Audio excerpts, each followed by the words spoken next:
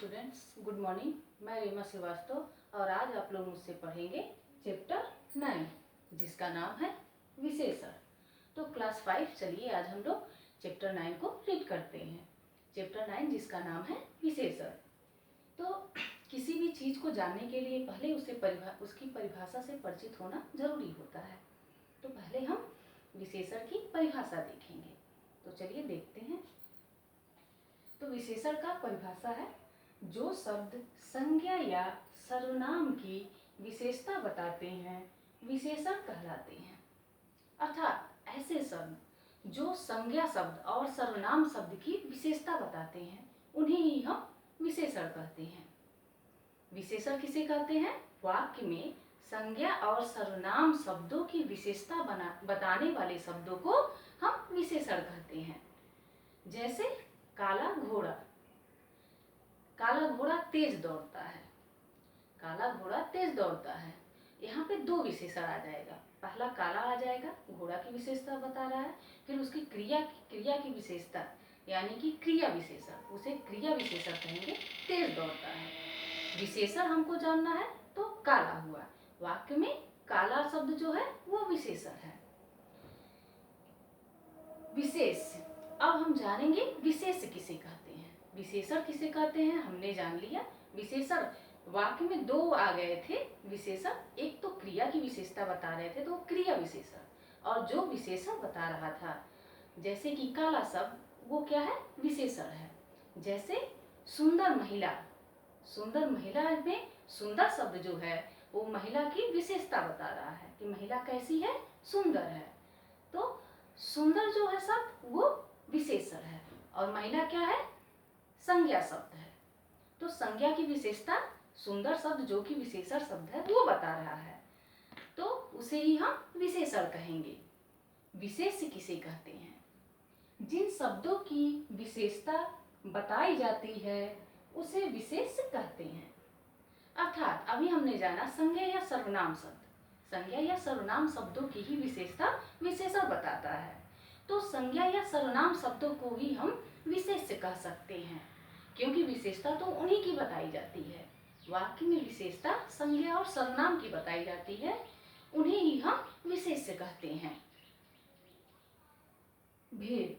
विशेषण के कितने भेद हैं? विशेषण के 4 भेद होते हैं। पहला गुणवाचक विशेषण, दूसरा संख्यावाचक विशेषण, तीसरा परिमाणवाचक विशेषण और चौथा सार्वनामिक विशेषण। गुणवाचक विशेषण, इसमें रंग रूप आकार आदि के बारे में दिया रहता है, अर्थात इनकी विशेषता बताई जाती है। किसकी? रंग रूप और आकार। रंग रूप और आकार जब किसी संज्ञा या सर्वनाम शब्द की बताई जाती है तो वो गुणवाचक विशेषण के अंदर आता है। तो गुणवाचक विशेषण आपने जाना, पहला भेद है विशेषण का। दूसरा भेद है संख्यावाचक विशेषण। दूसरा भेद संख्यावाचक विशेषण। जैसा कि नाम से ही हमें बोध हो रहा है कि इनमें संख्या की बात की जाती है। इनमें संख्या की बात की जाती है। जैसे 1 2 3 4 5 जब संख्या में होती है विशेषता तो उसे हम संख्यावाचक विशेषण कहते हैं। जैसे कि 2 अमरूद, 4 केले, ये सब संख्या में है तो ये संख्यावाचक विशेषण है। और संख्यावाचक विशेषण के 2 भेद होते हैं। एक निश्चित संख्यावाचक विशेषण होता है और दूसरा अनिश्चित संख्यावाचक विशेषण। हमने विशेषण के 4 भेद जाने थे, जिनमें पहला भेद गुणवाचक विशेषण था, दूसरा भेद संख्यावाचक विशेषण है। लेकिन संख्यावाचक विशेषण के भी 2 भेद हैं, उसके अंदर भी 2 भेद हैं। वो है निश्चित संख्यावाचक विशेषण और अनिश्चित संख्यावाचक विशेषण। निश्चित संख्यावाचक विशेषण हमने बताया जैसे कि 2 अमरूद, 4 केले। लेकिन जब संख्या निश्चित नहीं होती है, कुछ अमरूद कुछ केले हो, तो क्या होगा? वहाँ पे अनिश्चित संख्यावाचक विशेषण हो जाएगा क्योंकि संख्या हमें ज्ञात नहीं होगा। संख्या है कुछ लेकिन क्या है ये हम नहीं जानते हैं, तो यहाँ पे अनिश्चित संख्यावाचक विशेषण हो जाता है। तीसरे नंबर पे आता है परिमाणवाचक विशेषण। तीसरे नंबर पे आता है परिमाणवाचक विशेषण। जैसे कि संख्यावाचक विशेषण के 2 भेद थे, वैसे ही 2 भेद परिमाणवाचक विशेषण के भी हैं। निश्चित परिमाणवाचक विशेषण और अनिश्चित परिमाणवाचक विशेषण। संख्या में संख्या का बोध होता है और परिमाण में नाप तौल का बोध होता है। तो निश्चित परिमाणवाचक विशेषण कैसे होगा? जब संख्या उनकी निश्चित होगी, जैसे कि 1 किलो चीनी, 2 लीटर दूध। ये क्या है? निश्चित है, क्योंकि 1 किलो चीनी कितनी है, उनका परिमाण हमें मालूम है कि 1 किलो चीनी है। 2 लीटर दूध है, यह हमको ज्ञात है, तो यहाँ पे निश्चित परिमाणवाचक विशेषण हो जाएगा। लेकिन जब इनकी संख्या का हमें ज्ञान नहीं होगा, जैसे कुछ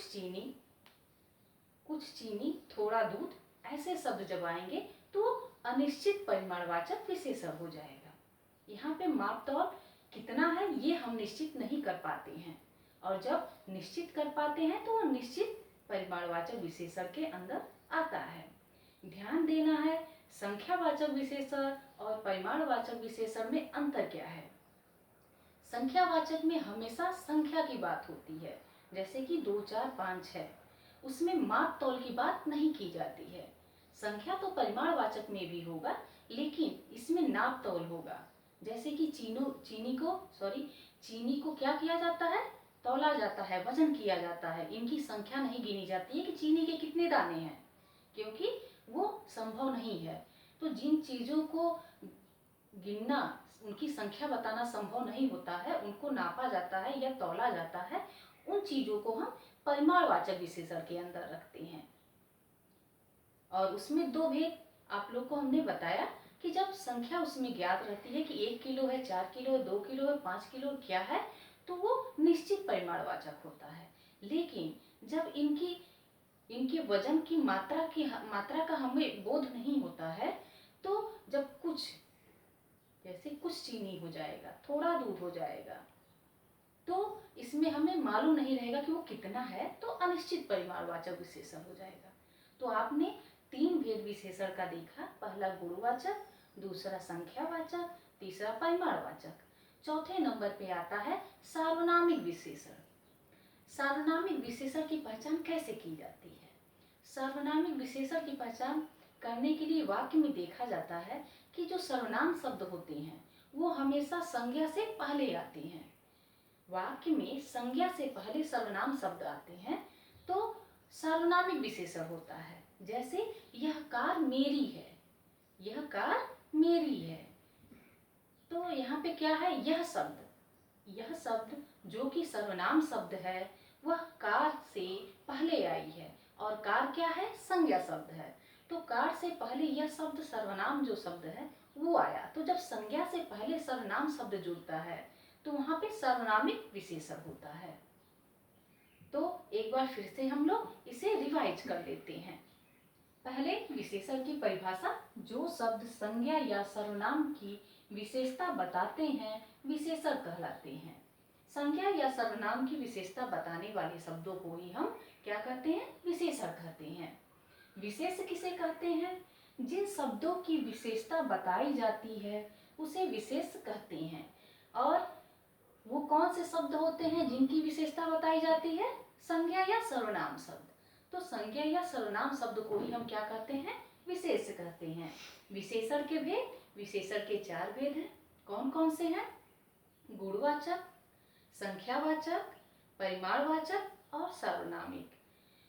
गुणवाचक विशेषण का कोई भेद नहीं है, सार्वनामिक विशेषण का कोई भेद नहीं है, लेकिन संख्यावाचक विशेषण और परिमाणवाचक विशेषण, इन दोनों के 2 भेद हैं।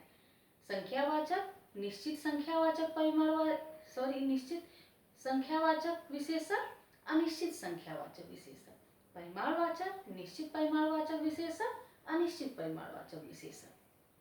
तो उम्मीद है आप लोग को ये चैप्टर अच्छे से समझ में आया होगा। नेक्स्ट चैप्टर हम लोग नेक्स्ट डे पढ़ेंगे। तब तक के लिए धन्यवाद, बाय।